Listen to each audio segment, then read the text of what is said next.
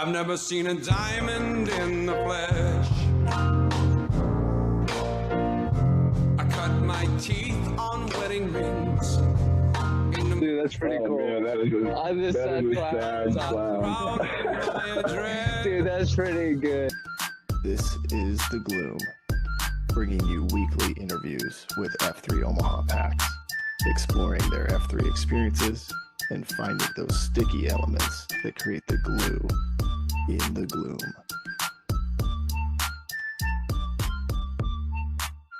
Shout out to our sponsors. Major Team Mortgage, Omaha Laser Dentistry, Exclusively Eye Care, Liberty Core Real Estate, Avier Wealth Management, and Apex Men's Clinic. We appreciate their support. What's it like to love your dentist? Well, you're about to find out, where healthy smiles go beyond your teeth. No drilling, no needles, and no anxiety. Relax, it's Omaha Laser Dentistry. Welcome to better. At Omaha Laser Dentistry, Dr. Bullenparty uses the Solea laser, a CO2 laser that's used in all of his day-to-day patient care. He provides thorough exams, assessments, and treatments for things like snoring, tethered tissue, and extractions like wisdom teeth, as well as other surgeries. Check him out today at omahalaserdentistry.com. Discounts may be available for F3 Omaha members. Now let's get back to the gloom. And we're back. This is awesome, and I'm excited because I did just confirm these guys are father-son as far as they both know, and excited to just get their story and sort of hear their journey through F3 as father-son. A lot of us maybe have kids, but are different ages, so getting to go through some of this stuff with your son would be really cool. I hope, or I imagine maybe they have some stories that tell us otherwise, but also these guys were recently site Qs at Ironwood, so a site kind of in the east part of town, but handed that off in February. And so I've got Rocket and Hipster on with me today. And guys, I don't know, it'd be kind of interesting to hear the dynamics here, but I don't know which one of you wants to go first with sort of your EH story, or did one of you EH the other? Would love to just sort of hear how'd you get involved, and then would love to also hear the story of the first workout and how you got your nicknames.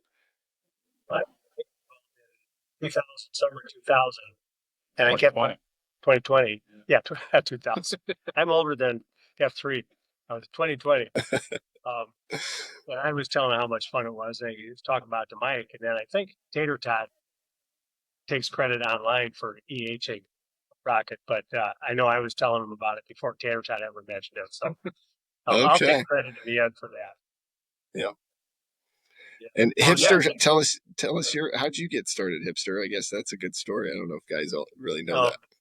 Well, I'm Hipster because I had a hip replacement in 2018. And so I had to quit running pretty much for working out. So during COVID, I was walking early in the morning, and we lived south of Dodge Street, close to Happy Hollow. And I was out at 5:30 in the morning walking for exercise because there wasn't much else I could do. So I walk up through Memorial Park because it's such a nice place to walk. I see all these guys on the hillside or on the steps. And some of them were running up the hills and some were running up the steps and doing push-ups and stuff. I thought, well, that's good for them. And I get up there. And now I know it was slow pitch. And hey, why do you do? Oh, I started running steps and doing push-ups up there, just back and forth. The slow pitch season says, hey, why don't you join us? We're doing the same thing. I didn't know who they were. And slow pitch says, I said no because it wasn't a hard enough workout for me. But really, it was just because I didn't know who these guys were. And so I walked home, and it was a Thursday. So the next Thursday morning at 5:30, I'm doing the same thing, and these guys are up there again. I thought, well, what is this? Maybe it's a regular thing. And Tater Tot grabbed me and says, hey, come on, we saw you last week. We're doing the same thing you are. So he talked me into running up the steps and doing cals with you guys. And I had my hands on my knees. I was just exhausted because I hadn't run in 2 years. And then we do the Namerama. Anyway, it was a lot of fun. I really enjoyed it because I like working out anyway. But we did Namerama for the FNG. And they said, tell me a little bit about yourself. So one of the first things I said was, I got a fake hip 2 years ago, so I'm not going to be running as much as you guys. And somebody, I don't know who, yells out, Hipster. That just stuck. So I thought that sounded like a good name. That's great. And so did you kind of know from the beginning, you're like, I think I ought to get my son out here or did you kind of test the waters a little bit before you invited him out? No, Mike and I have worked out together since he was actually, I think we started running together when he was about 10 or 11. And we Okay. worked out together when Mike was in high school and college, different, not always regularly because Mike was in Chicago for 9 years, but we've always liked working out and playing sports. And I coached some of his youth teams or was more accurately the adult in charge on a soccer team because I don't know anything about soccer. I helped the little league, but we've always played sports and worked out together. So it wasn't hard to convince Mike to take a try at it. I didn't think so. And then he could tell you how he got involved. But remember I kept saying how much fun it was, and I'm getting back in shape. It's just fun working out with anywhere from 10 to 25 or 30 guys in the morning, and you feel all energized going to work, and it's just fun. I've met a zillion people through F3 that I never would have met otherwise. Yeah, that's it's so cool, and I remember, I don't know if it was the first time you were there, but back in those days we didn't have too many Thursday sites, and I actually lived 78th and Pacific area, so I would frequent would have been Futurama at the time, and so I remember being around there, and it's like anytime we're in a park and we see somebody else working out, sort of we all dream of like, oh, let's get that guy to come. But you actually stayed. I remember that being sort of like, wait a minute, he's back, and he's came back. But and I noticed that you haven't, Hipster, you have not fully transitioned to calling your son Rocket. Do you think that'll just take some more time, or? It takes time, but I have to keep establishing that I am the father here. Oh, sure, yeah. You're Mike, my Yeah. only son, Mr. Junior. Well, Rocket, talk us through like your first workout, kind of what that was like, and then how did you get the nickname Rocket? Yeah, well, Hipster was telling me about it for almost 2 years, I think, until I started doing it. And we had about not too long after Hipster started, we had our first baby, and I was I just I wasn't thinking about getting up in the morning, and then, and then that baby just starts to just become an excuse not to get up at 5:30 and do it. And probably because Yeah. it's a little intimidating. He's working out with all these guys, and he's got you feel like you're going into the first day of school at a new school or something. You don't really know Yeah. anybody. And then it was Labor Day weekend 2022, and I'd had a few beers and we grilled out, and I think my wife Angie's parents were over, and my mom and dad were over for dinner, and you said something like, "We're not working tomorrow, are you?" I said, "No." And he goes, "Why don't you come down at 3?" This is probably, Yeah. I don't know, 9 o'clock at night. It's dark. And so, yeah, so dad picked me up the next morning, went, and it was, I was not in shape. I was probably in the worst physical shape I'd been in, I mean, ever, probably. I was not in shape. Because I'd never been, Mr. Ironman or anything, but I always tried to stay in decent shape. I like to run. I like to do push-ups. I like to stay in decent shape, but I was not. I hadn't done anything in probably really much in a couple of years, besides the occasional jog. And so, yeah, it was a Murph, and it was hard. I did the laps. I did both big laps around Memorial. And I remember Stitches was there, Sparty was there, Diddy was leading. But it did stick out how everybody was just so encouraging. I thought that was cool.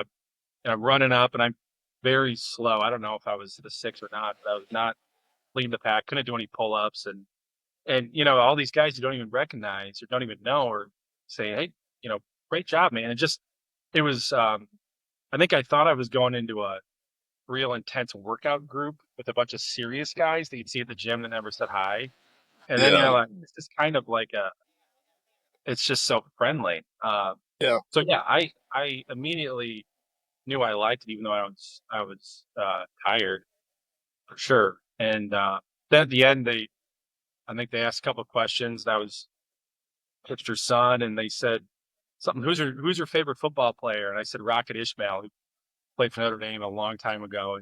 And Sparty was there, and he goes Rocket. And so that was it. That's sick. That's a good. It's a pretty good name. That's a pretty good one. I was actually a little concerned what I was going to come home with. Could have been a lot worse. Yeah. Right. Could have been a lot worse. Yeah. Well, and gosh, I wonder if timing wise, if that was like the triple Murph that we do on Memorial Day? Was that was your first, or were they doing three? Do you remember? Maybe. What I remember is just one. I don't remember guys doing Okay. a coffee or anything. I remember Dad just like, They might have done the 5, 6, and 7 a.m. deal. So Yeah. we went to the 6 o'clock or 7. yeah, maybe that Yeah. was it. Yeah, I love it. That's super cool. Well, so talk me through, I guess, because Hipster, it sounds like fitness has kind of always been maybe part of your life. Talk me through that, just sort of like if you remember, how did you get to where you kind of had that routine down, and then what was that like, kind of bringing your son along as he grew up? I've always liked to try to keep fit. I mean, when I was a kid, I think I had a lot of nervous energy and never sat still a whole lot. And I sucked at any sport that involved the ball. But I could tackle a football, but I couldn't catch. I was always kind of almost on the edge of being a good athlete, but I couldn't play basketball or baseball. I played football and ran track in high school. And wrestling, I started in 9th grade, and that was something I was always good at. And you got to be in shape to wrestle. There's just, or you're done. Yeah. There's just no two ways about Mhm. it. So started that in high school, and I've been practicing on my brothers and kids in the neighborhood for 15 years. So that was just a natural sport for me. I just loved it, so I kept doing that. And I'd like to work out anyway. And that wrestling gives you a reason to keep working out because Yeah. there's just no two ways about it. If you're not in shape, you can't go 2 minutes with anybody if they're good or bad. So that's always in the back of my mind as a motivator. Even now, I kind of compare it to, what's a good wrestling workout. And these F3 workouts are good. I mean, I'm not Mhm. 60 anymore, but they're kind of a challenge at 72. But it's fun. It's the workout and the camaraderie, and it's just I was really lucky to stumble on it. I think because it's been so much fun, and I've met literally 100 people that I didn't know before, and you become Mhm. friends with them, and it's a way to keep in shape too. And I used to work out on my way home from work sometimes, which I'd go to Genesis, and my wife hated that because I get home at 7 or 7:30 at night, and she'd hold dinner. And Yeah. now she loves it when I'm home at 6:30 or 6:45 and the workout's out of the way. And I bring her Yeah. a latte. I bribe her with that. There you go. That is a pro tip right there for guys that are listening. It's worked for me. Yeah. What was it like coming into this group and being, because when you joined, you would have been late 60s, right? 67. Was there anything, did you have any thoughts of like, I don't know, these are a bunch of young guys, or how did you navigate that as being one of our more experienced PAX members? I figured the running part I was going to be left behind because I hadn't been doing it. But the push-ups and pull-ups and stuff, I'd been doing that all my life, so I wasn't worried about Mhm. that. And the burpees and the Okay. calisthenics, I mean, that's half of wrestling training. So that honestly wasn't that big a problem. Um, and I was wiry and skinny as a kid. Pull-ups were never really hard, and that's just the way it comes. So, and plus it was just, so the running part was the hardest for me. Just had to Okay. build that up to that. But the rest of it was just fun. It's the kind of workout I like to do on my own anyway. So it's just fit Nice. real well. That's right. That's how I hope that I can say that same thing when I'm in my 60s. I don't know, Rocket. I guess I would be curious. Was your dad always a fitness guy? Like, as you look back, you remember him just always sort of wanting to be active and doing stuff? Yeah, I mean, there wasn't a day. I don't know. I can't remember a day where Dad didn't work out or try to work out or find it.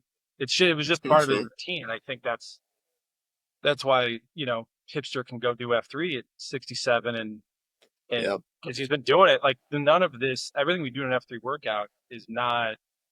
But that's what you've been doing since you were, at least since I was born when you were 30, whatever, 35 or something. So Yeah. we used to actually. It's funny, like growing up, like it'd be a Saturday afternoon or something. It was almost always in the afternoon. I'd be laying around watching TV and I could just sense it. I'm like, I know Dad's going to come and ask Mo to go for a run. And we would always, it was always, but it was always, actually, it was funny. It was always an afternoon thing. It was always 4 o'clock or on vacation, wherever we'd Yeah. be up in Lake Michigan and, middle of the afternoon and Dad would want to go, we'd go run along the beach or, it was usually running. We'd run over to UNO, do push-ups and pull-ups, and he's always been able to do pull-ups and push-ups, but I loved it. I think part of it, we were the only guys in the house. It was my two sisters, my mom, and my dad and me. And so it was always, we'd work out and just talk about whatever, Yeah. usually, sports or life or whatever it is. And I mean, some of my earliest memories of going down to the basement and Hipster would be lifting weights or doing push-ups. And he had every Iowa Public Television wrestling meet almost ever videotaped on VHS.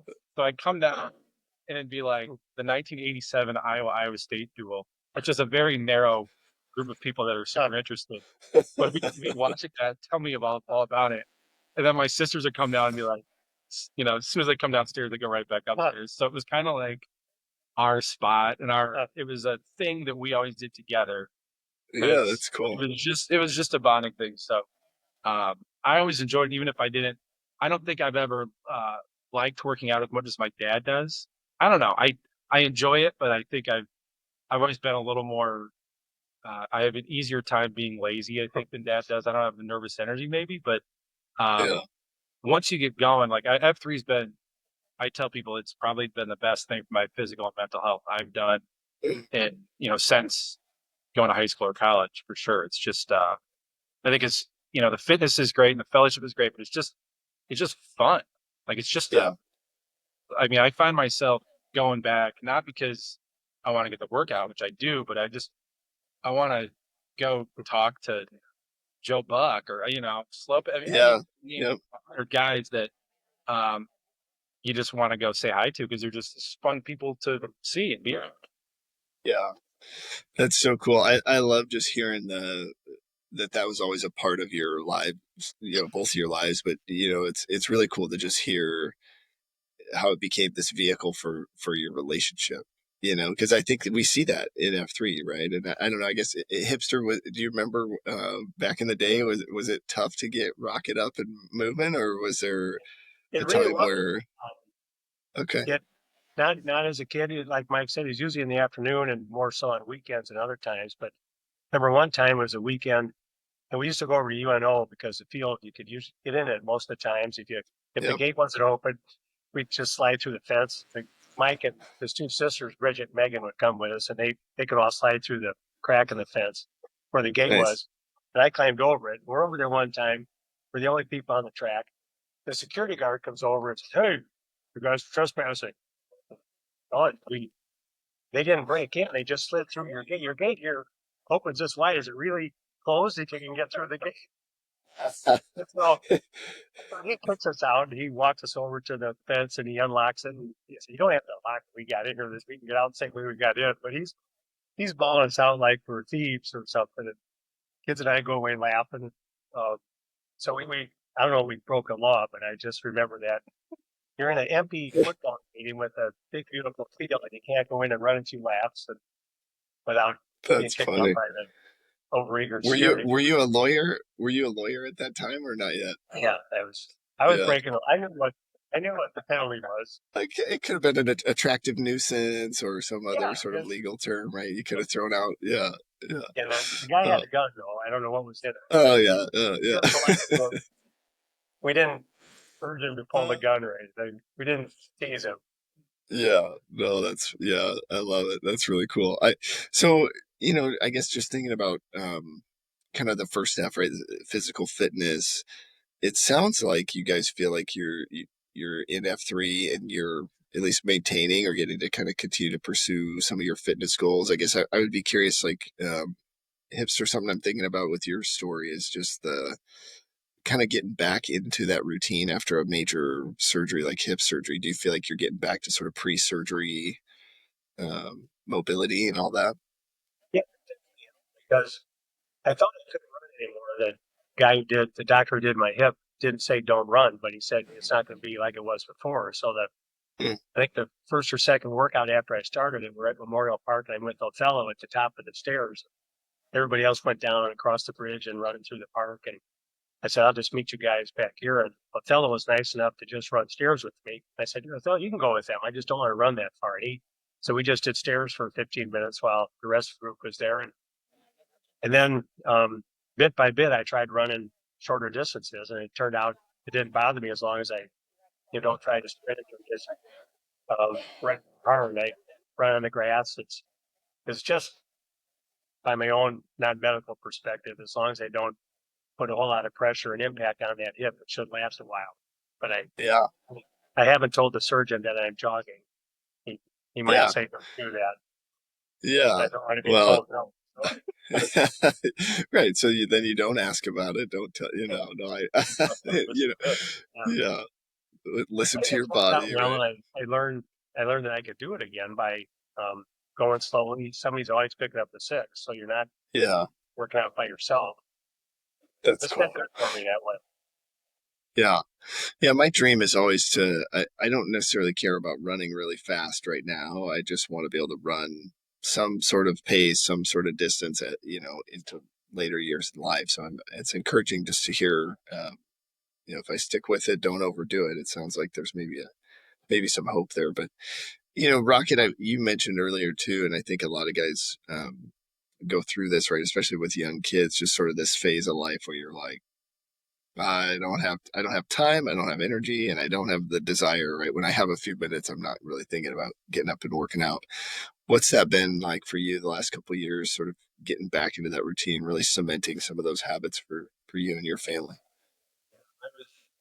I should have been surprised. I was surprised at just how much better I felt once I got it. After doing F3 for about a month or 6 weeks, you finally get your wind and you can at least keep up. I felt just rolling around on the floor with and now we have two little kids.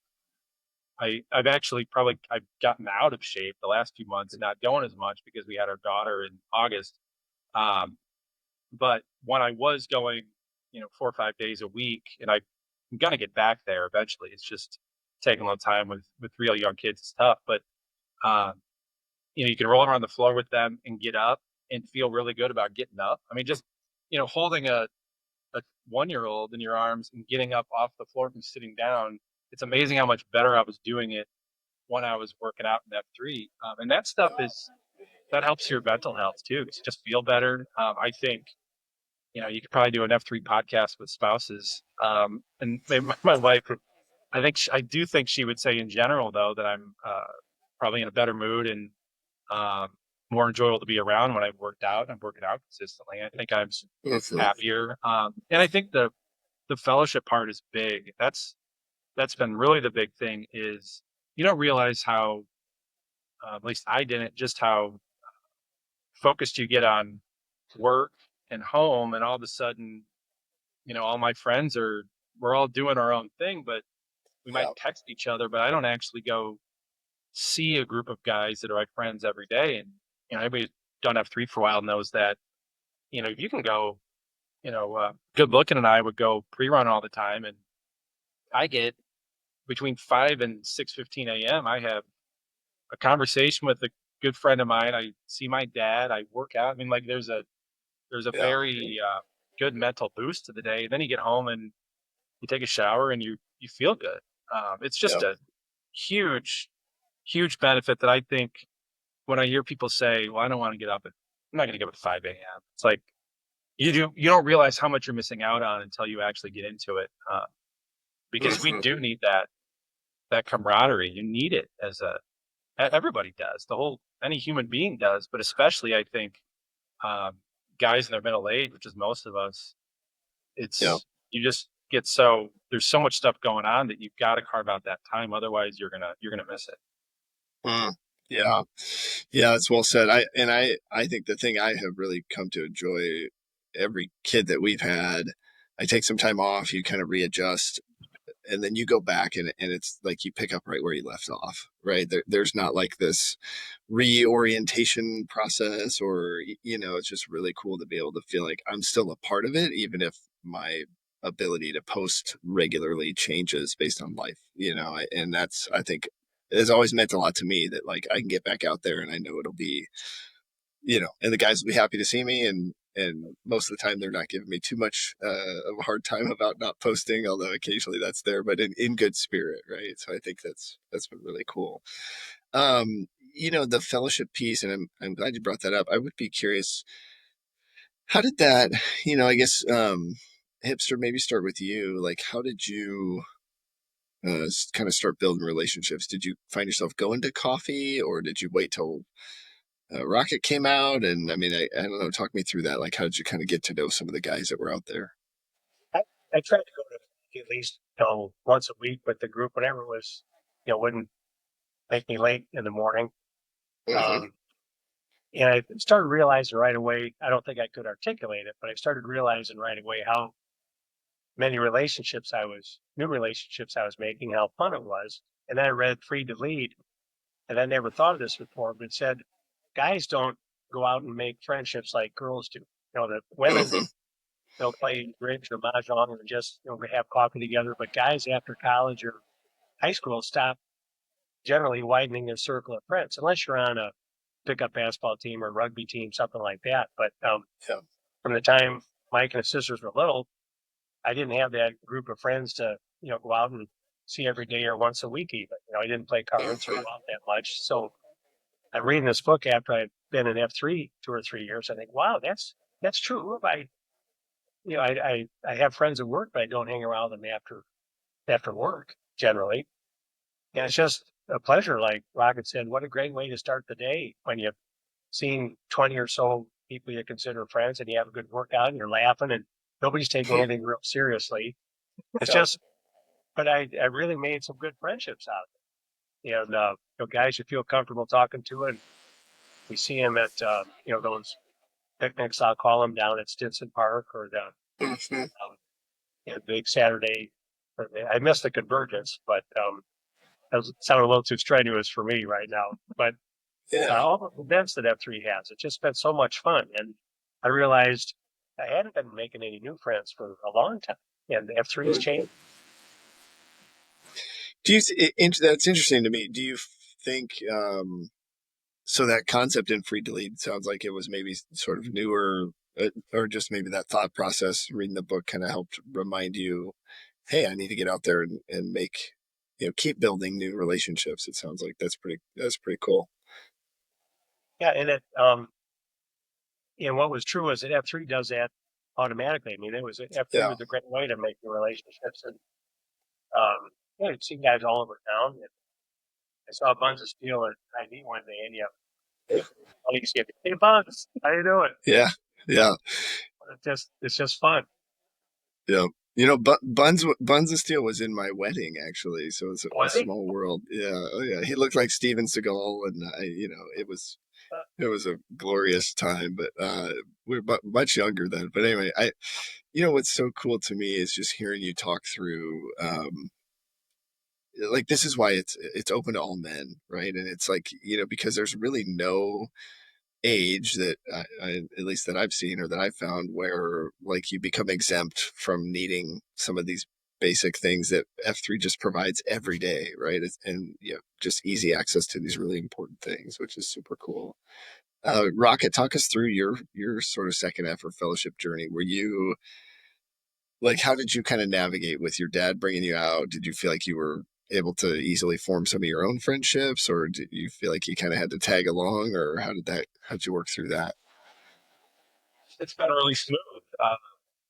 It I loved playing team sports in high school. I played football poorly, but I loved being on the team. And it was just like when I say, Yeah. what was your favorite part of high school football? My answer is probably the bus rides, the locker room. But like it's Yeah. true, like I'm serious. It really was all the camaraderie that's built through going through tough physical things. It's the same as F3. So I mean, it didn't take me long to uh, just form some friendships with a lot of guys and relationships uh, with gosh, there's dozens of guys in F3 that immediately, especially on the east side, that I would see at Futurama and Ironwood and Cornhusker.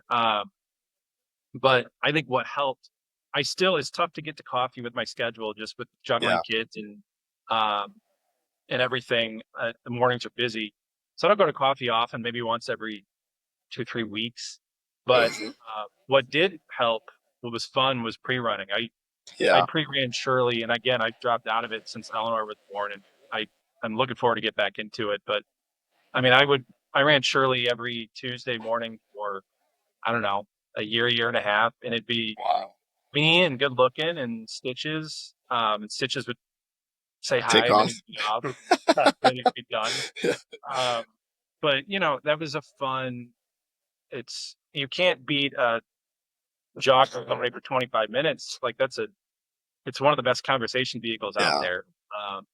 And that's what, I think that's one reason my dad and I are very close. And that's, we would jog all the time growing up. And Mhm. that's uh, been fun to do that with other guys. And then having dad there, I don't think I haven't tagged along with Hipster at all. I think he's introduced me to a lot of people and it's been fun. Like, I remember being Yeah. at one workout after I just started it, and Frosty's like, "Are you Hipster's kid?"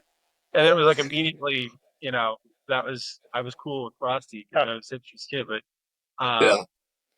I think it's definitely helped. But so we probably expanded each other's circles, just meeting new people. But yeah, I would say pre-running was really helped. And also just being friendly. And F3 Mhm. makes it so easy to do that.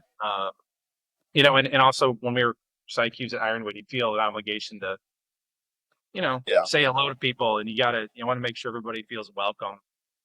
Because I think some people do come, and they come once, and they maybe don't have they still feel a little bit, they'll feel awkward, and they don't come back. And I think we need to Yeah. do a good job of every time we have a new guy out there, really making sure they understand that, we're excited to see them and that we're not a clique. We're an inclusive club. We're Yeah. not cliquey. And I think sometimes we probably can appear that way with our goofy names and stuff. So it's Yeah. important to remember that when there is a new person to, like as Slow Pitch says, like you can use your first name sometimes. It's okay to say Yeah. hello, Yeah. and then Yeah. put somebody in. Yeah. What's so interesting is, I think it appears like we have these tight clicks, but it's really just we've gotten so used to being able to be vulnerable and ask, like I ask questions to an F3 guy that I don't really know that well, but I'll ask him a question that I would never just go up to a stranger and ask. And so then it comes off like, wow, you guys must know each other really well. And it's like, well, no, not really. It's just they're here, so I figured they're open to having some of these conversations. But yeah, you mentioned not being able to go to coffee and the pre-run being a good substitute. And I think you're spot on. I mean, and even if you can't run, if you can ruck but just getting out there and get shoulder to shoulder, I think is really where it's at, whether that's coffee or, whatever it might be. Um, the other kind of space where we like to kind of talk through is within the concentrica, right? So as you're thinking about fellowship and just kind of the other relationships in life, um, I'm hearing a little bit of just like F3 has continued to help your relationship, sort of father-son relationship, but would be curious as you look at like your marriage and relationship with other kids, how has that been? Has there been an impact there? It sounds like maybe a little bit, Rocket. You mentioned maybe being in a better mood, but talk me through that. If you have to ask my wife if I've been a better husband through F3, I like to think it's helped me uh, just be more in a better mood and in a better mind space because I feel good. But then also just I think one of the huge benefits of F3 is you hear all these guys in so many COTs talk about, things they're going through in life and dealing with stresses and uh, whether it's a job or something going on with their family or something, but you hear things and it makes you reflect on, well, how am I treating my wife? How am I treating my kiddos, and how am I, you know, treating my coworkers and doing at work? So I think sometimes it's just, it gives you a good perspective because Yeah. I notice if I'm not working out, you can lay in bed in the morning from 5:30 to 6:30 and just think of all the things that you need to do and all the things that are not going, perfect in your world. Mhm. You get so focused on yourself that you realize that, some of these little things aren't a big deal and you need to stop and you get out of that. And I think, uh, and then when I do get in a better mind space, I think I'm nicer and more considerate to I am and to my kids and to people I work with. So yeah, I think it's been a huge benefit, but we're always a work in progress. There's no Yeah. end goal really, but I think I'm definitely a happier person when I'm doing F3 consistently than I'm not unhappy when I'm not, but I think Yeah. I'm moved in a better mindset when I am doing it. Yeah. Heck yeah. Well, and I think to your point, it's a nice enhancement when we get to do it, right? But like you said, you're still everybody's a work in progress, right? It's but it never fails. I will be all focused on my own problems, and then whatever that COT is, just will hit me of like, oh man, my all of a sudden my problem is like tiny compared to what somebody else might be going through, or what somebody ask for prayers on. I'll never forget. Uh, you know, hearing about Sputnik or hearing about Barbershop's daughter, or the countless number of guys that have shared challenges, right? And you just sort of think like, okay, all of a sudden my stuff is really small. That really helps for sure. What about you, hipsters? You think about that, and how cool to hear your son's perspective on some of this stuff. I guess I would be curious, like, what's been your take as you're sort of watching these relationships grow? Uh, well, it's been fun. I've met some of Mike's friends and got to know him better. Good looking primarily because he's just amazed me. I don't think he worked out that often ever before. At three, Mike and Rocket and good looking ran a half marathon in Des Moines last year, the year before, and he's doing the pre-runs, and he's become a site Q, and he's done a ton of Qs. So we've tried to get some more Rocket's friends involved, but they don't always come back. Uh, Can't win them all. yeah. But the thing you mentioned about the importance of the COTs, those just blow me away because you hear what somebody's going through and you hear somebody's perspective on something, and you think, we don't know each other all that well until we're talking. And you hear what somebody's gone through and you hear their view of life or what they're working on. You think, wow, I never knew that guy was thinking that deep or had problems like that or was thinking about other people. Just the COTs are such a wonderful part of F3 and the prayers afterwards. It's just, I'm always amazed and impressed with what we hear in a COT. Even if somebody tries to make it funny, they still make it meaningful and prayerful at the end. It's just, it's such a short part of the beatdown. It's also right after Namarama, which is usually gets everybody laughing or in a good mood. But it's just been a great organization, and that's a key part for fellowship and faith. I think is the COT and the prayers at the end. Yeah. Are you or someone you know in the market to buy a new home? Well, if so, check out Major Team Mortgage. They specialize in home purchase and refinance home loans.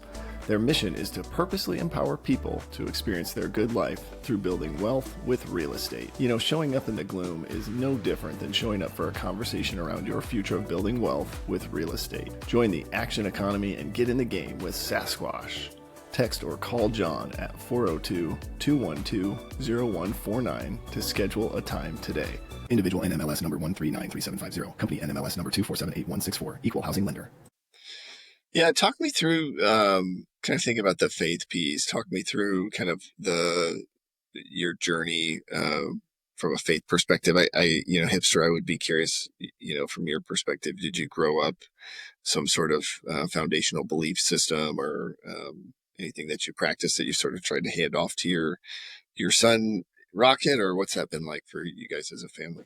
Well, I grew up Catholic. My mom and dad were Catholics. So I'm second of 8 kids, and their folks had always gone to church. And to me, it's always a part of my life, from being an altar boy to trying to believe everything you heard from the teachers in grade school, and went to a Catholic high school and Catholic college.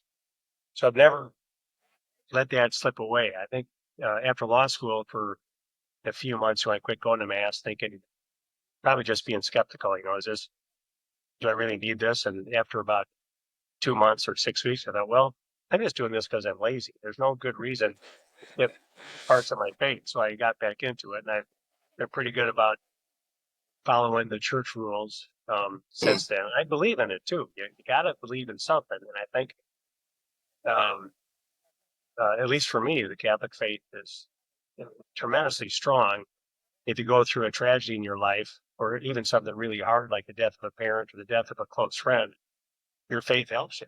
I remember a buddy of mine, we lived in Colorado Springs for 5 years, and a buddy of mine out there was going through a nasty divorce, and then his best friend gets killed in a race car crash. Mhm. And he called me up one night and wanted to go out to Pancake House and talk. He was just crying. He said, I don't have anything to fall back on. He says, I, don't have the faith like you do, and I just feel alone. And I said, well, try this, Doug. And I don't know how it worked out in the end for it, but just the emptiness he felt when he lost his wife and there was a danger of losing his kids and lost his best friend. He just was empty. And just as a practical matter, having a faith can help you get through something like that. Yeah, for sure. Yeah, that's a really good point, and I think it's interesting. I would be curious if you remember that time, that sort of short period of feeling like you didn't need I'll call it organized religion or whatever, to keep your connection with God. How did you work through that? Or was it just pure, you seem like an action oriented guy. So maybe it was just this, like, I feel like I'm being lazy on Sundays and I need something to do, but how did you work through that? Cause I get a sense from a lot of the guys we talk to, or maybe just in a season of life where they grew up in some sort of faith system and are maybe looking for, how do I kind of like work through that? But curious your thoughts there.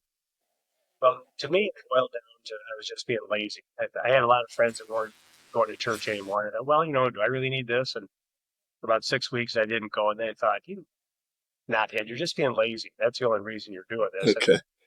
But I had another good friend from high school who we didn't go to college together, but we keep in touch. And we were talking once when we were home for Christmas. And, was he going to mass on Christmas? He said, no. I said, why not? He said, it just doesn't do much for me.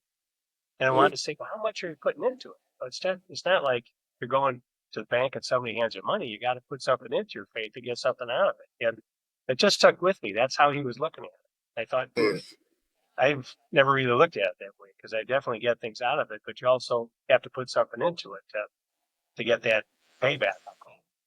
Yeah. Yeah, for sure. That's really good insight. I would be curious, Rocket, what's been your journey? Do you feel like it sounds like you grew up in a Catholic home, but what's been your journey as you've kind of gotten married, had kids, gotten busier with life? How are you doing with your faith journey? Yeah, it's important to me. I think, like I was raised Catholic. We always went to mass. We never, it wasn't an option to miss mass growing up. We were always, it was a core part of our family life was going to church every week. And it wasn't just church. There was definitely a strong faith in the house, even though we weren't necessarily wear it on your sleeve in public all the time, or it wasn't that way, but it's always been a part of my life. And I mean, similar to Hipster, I've had, moments in my 20s where I pretty consistently always went to mass in college because it was just there. I went to a Catholic school. It was in the dorm. And actually it was a very, in a lot of ways, it was a lot of fun because it was you went with all your buddies from school and you go to the dorm mass at 10 o'clock at night. And it was, there was a social aspect to it, which was some of the glue that kept you going at an age where it's easy to. And I'd say, especially in my early 20s, I would go, but then I would miss because I would be hungover or you'd be tired. And then it was like, it's easy when you're 24 and 25 to be just kind of whatever, you don't, wasn't a priority. Even though I think to myself, like I should go, but I just didn't get up. But as I gotten older, it's become more of something where I feel like it's it's not just, going to mass every week is important to me, but also just, and this is where I think with F3 has been good, is the world does not revolve around me. And I think that's at the core of a lot of, whether you're Catholic or, whatever religion you are, a lot of it, a lot of the teachings are about, it's not just you, it's what can you do for others? What can you, are you thinking of other people instead of thinking of yourself all the time? So, while F3 is not, it doesn't replace church for me. I don't feel that way. I think that I hear that sometimes. I don't identify with that. I don't think it's different than going to church on Sunday. But it is a great way to see that there is a whole world out there of guys who are facing all kinds of issues and have all kinds of different beliefs, but you can still understand. You can learn a lot from them, but you also can gain a lot of empathy and understanding of what people are going through. That I think if I wasn't an F3, I wouldn't be as aware of that all the time, because I think I've noticed it just, I'm a little more apt to give the benefit of the doubt to somebody Yeah. at work that might be kind of a jerk, or somebody is, you just kind of like, what's their deal? And I think sometimes I think of all the stuff I hear in F3, and I'm like, well, they might be going through something you don't even know about. So I think that has informed a lot of the way I look at, how I see the world. And I think that's helped me in my faith life too.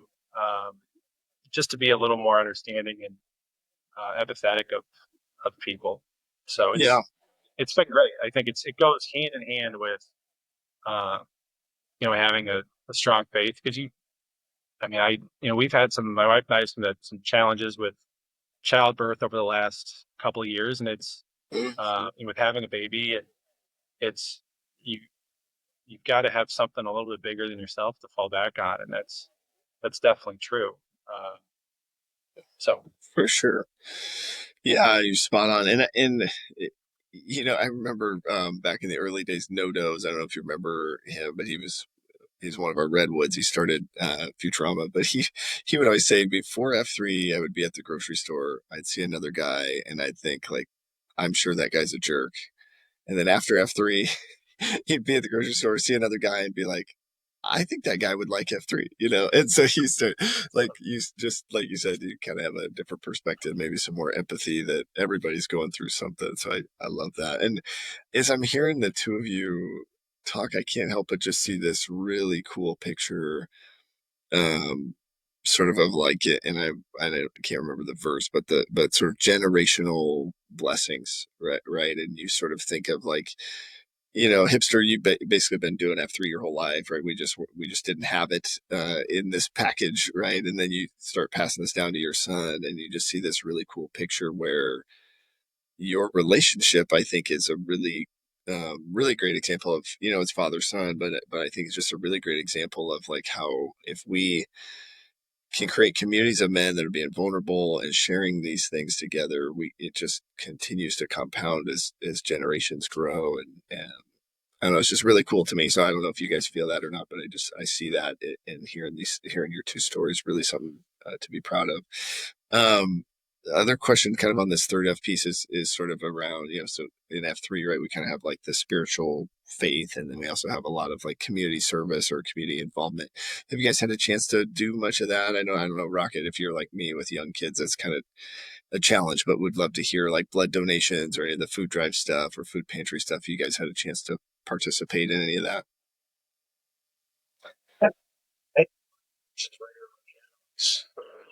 Yeah, three schedules it, because depending on schedule, your 8 weeks don't light up. But Oh, sure. I like doing that. And I did go once when on the actual F3 day, where we had probably a dozen or more F3 guys out at Nebraska Community Blood Bank out on Pacific Street. The people in there were laughing. They were saying, you guys are racing each other. So and so Yeah. gave his pint of blood in 4 minutes or something. Other guys, I'll be Yep. It was fun for the F3 guys and for the staff there. So it's just been really rewarding and a lot of fun. And, one funny story, I guess, meaningful. Mike was about 9 or 10 years old, maybe fifth grade. And I was going out for a run on a Saturday or Sunday afternoon. I'm in my shorts and t-shirt, and I say to my wife, I'll be back in half an hour. I'm going to go run. And Mike's got his baseball cap on and t-shirt and shorts, and he says, Dad, can I go with you? I'm thinking, oh, shoot, I have to run about 2 miles an hour, and it's not going to be a real workout. And Kate looks at me, and I said, well, sure, Mike, let's go. So we went, and it was the smartest decision I ever made in my life. We've been working out ever since. It was fun, and we got to visit, and it made me realize there's, I don't have to have a good workout to be happy. And Mhm. fast forward 8 or 9 years, Mike's a senior prep. He's played football. He's been on the wrestling team, and we're running up one of the steep hills at Elmwood Golf Course, and he's leaving me in the dust. He's just sprinting up this hill. I think I forget what tee it is, but I'm just gassed and thinking, well, somebody's improved over all these years. Yeah, It wasn't yeah. me. But anyway, it's just something that we did for a long time and just really enjoyed doing it. But that I never forget that day where I said, okay, we'll run with mine. Right. Yeah, I love that you said that, Hipster, because I think there are definitely days where I think I've got to have a good workout to be happy, and I think sometimes and I have to remind myself that my priorities are sort of flipped inside out a little bit, and because I'll have my 3-year-old will be like, "Can I go for a run with you, Dad?" And I'm same thing. You're like, well, there goes any sort of my heart rate's not going to get up, all that sort of stuff, and but I just put my vest on and toss her in the stroller, and then we go for a walk. And those have been some of the most beautiful mornings of my life, And so I think that's super insightful that you shared that. I would be curious. The other piece of this is our mission, right, to invigorate male community leadership. You guys got a chance to lead a site together. Would love to just kind of talk me through that. What was it like getting to lead at Ironwood, and then the other kind of piece of this, would love to hear like maybe some advice that you have for guys that are leading, as well as kind of the succession planning portion of things. How did that go? Most of our playing, it's something we go to site leader. He was just using your name for the brand. It was kind of a brand thing. Just Hipster for the recruiting. Yeah. I mean, I think the number one thing needed to be is welcoming. Just welcome everybody. Just give the fist bump to everybody when they come in, ask them their name, especially welcome the FNGs. I think, I haven't been to a site yet that doesn't have a welcoming site queue. I think it's an amazing thing about F3. We're a volunteer organization, and the amount of enthusiasm people have for it is really cool. I'm not in any other organization that has that level of just volunteer enthusiasm across the board. It's contagious. So I think keep on doing that for all the site queues, and even if you're not site queues. But as far as organization of it, Brotherhood it kind of ran itself a little bit. We'd find queues. I think Tater Tot only had to reach out once or twice to ask, hey, it's Sunday morning, where's your guy? Who's on the queue? Yeah. Yeah, maybe some haven't talked, and we'd find queues, try to get them a month in advance lined up, and that ran itself pretty well. And just being there was with two, it's not that bad. Yeah. Have somebody there. I don't have any great insight. I don't think we were like any, above and beyond queues or anything like that. I would say succession planning. Don't have a baby around your year mark. And I remember that was, I think we took over on Labor Day weekend of whatever it was, 2023, and then I had a baby. My wife and I had our daughter Eleanor on basically the same day a year later, and so I was pretty much. I paid no attention to F3 for about the first 8 or 9 weeks after that, and then came out of that fog, and we found a couple guys to take over. So it's been fun. And we identified Village Inn and Colossus Cloud, and they were. I didn't realize just how eager they would be to take over. I didn't feel bad, but you kind of hesitate sometimes asking somebody to do that job because it is a responsibility. And they couldn't have been more excited to do it, and they took it, and it was really easy. And I actually kick myself for not asking them earlier, because we probably held the flag for probably 15, 16 months, which was fine. It worked out great. But I was hesitant to ask people, and you don't realize just how eager people are to lead and take over too. And they were really eager. They've done a good job. They're still real enthusiastic. I think Colossus of Cloud, I think he's in his first year still. I don't think he's had his anniversary. Yeah, I think it's coming up here. Yeah, they're both real enthusiastic every Monday morning. Nice. Jen's a little too fast for me. I just found out Colossus of Cloud's mom, I think, goes to our church. Kind of a like weird roundabout way. It was like, we was talking to somebody else in church about F3, and she was like, "Wait, I think my son does that." And sure enough, I got into PaxNet, looked him up, and that's Colossus of Cloud. So that's small world. But one of the things that as we're thinking about the just leadership, succession planning, and also just kind of like current state where you guys are at. Would love to get sort of from each of you, like, where do you currently need support or encouragement or prayers, or if we see out there, or maybe it's a text to get you out there, but where could the guys listen sort of provide some encouragement or support for you guys?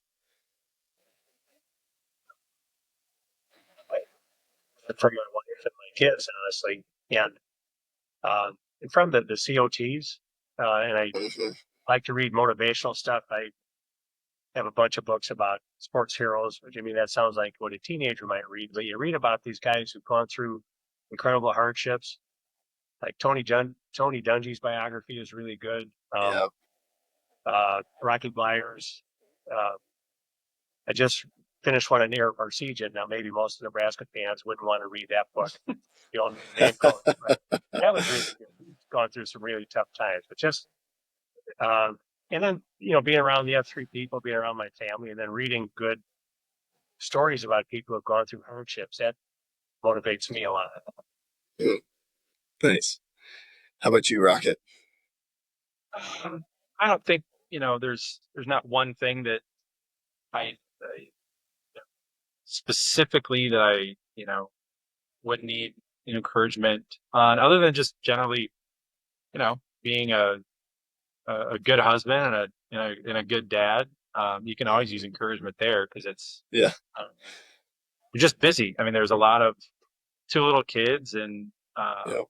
work, and it's easy to fall into the just get your stuff done and not really be as present with your wife or with your kids. And I think that's a thing I need to be reminded of, and F3s really help with that. Is get off your phone and Yeah. live in the moment and not take that for granted, because all of a sudden you're you need to pay attention to your spouse and what your wife needs, and you need to make sure that you're treating her right, and your kids too. You need to make sure that you're doing right by them and not just taking it for granted that they're cute and little now, and all of a sudden you look up and the 1-year-old is 4.5, and you're like, where'd that go? Yeah. You just got to appreciate that moment. So sometimes just a reminder to, it's always good to remind yourself to be present and, just to enjoy what you have. Heck yeah. That's really good advice. I needed to hear that. I think that's really good reminder for us Your all. kids, like, 9, 9, 3, and 6 months. So wow. we got an excuse not to show up in the morning. we just, my wife and I, we laugh at each other more, because that's all you can do sometimes. You're just sort of like, I don't know, you can't plan for everything, and I'm a planner, so God's kind of teaching me to let go of the plan, put the phone down and just be present, and for whatever happens, I think there's so many of those moments. But this has been really cool getting to hear you guys' story. Normally we don't do a lot of duo interviews, and so it's been really an honor to hear your story, and just really cool to just hear what your experience has been like. I would be curious, is there anything else that maybe we didn't cover that you would want to share? Anything that we missed, or pieces of your story you want to make sure guys hear as they're listening? I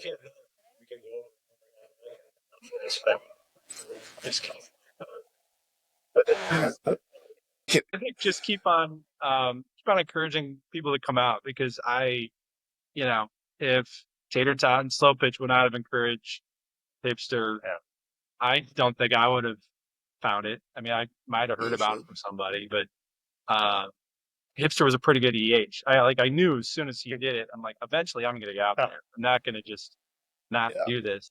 I want to try it out because if Dad likes it so much, there must be something to it. So I think, just reminding people how much fun it is and how great it is for your mental and physical well-being. It's not just getting up at 5 a.m. to work out. Like that's not a big deal. You can do that, but you're missing out if you just let that keep you from doing it. I think. Yeah. Just encouraging guys to come out and join us and give it a shot. Heck yeah. Well, this has been awesome, fellas. Let's we'll do a little Namerama here. Close us out. I'll start us off. Brandon Flehardy, 39. The Plague. Rich Balloon, 72. Hipster. Hipster. Respect. Mike Galoon, 40. Rocket. And do they do like something like that? Something like that, yeah. And Hipster, we have to say too many respects after your name. We can't come up with any sort of call sign, right? I think that. I'd be amazed if there's 4 respects in a few years. Hey, I can't wait for that. That's I can't see that happening.